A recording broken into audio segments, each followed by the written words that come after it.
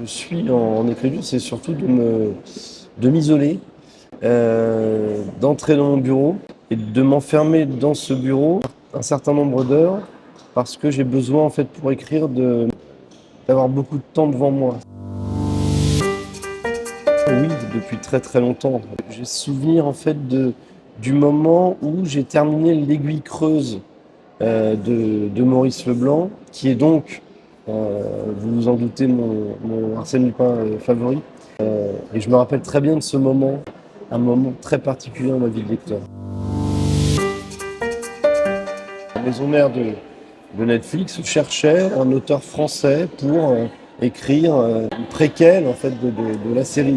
Chacal la Reine se déroule avant le premier épisode de la première saison de Lupin. Cécile Thérouanne, donc, qui était l'éditrice contactée, a tout de suite pensé à moi parce qu'elle savait que j'étais fan de Lupin et de Maurice Leblanc. J'ai fait ce synopsis, il a été envoyé, puis il a été choisi. Voilà, donc j'ai après eu des contacts avec George Kay, qui est le scénariste britannique de la série. On a échangé, on a délimité une partie en fait temporelle sur la série, et à partir de ce moment-là, il m'a dit OK, vas-y. Alors pour le moment non, il n'y a pas de second spin-off littéraire.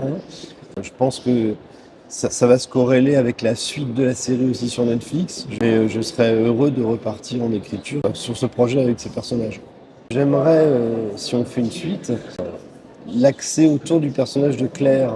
C'est aussi explorer un peu cet univers et donner un passé, donner un peu de consistance supplémentaire à ces personnages qui, dans la série, sont plutôt des personnages secondaires. C'était une de mes premières expériences d'adaptation en livre audio et c'est très réussi. C'est une très belle lecture. Entendre comme ça son texte lu, c'est une sorte d'étape si, mettons, demain Netflix décidait d'adapter Chacal la Reine sur le petit écran.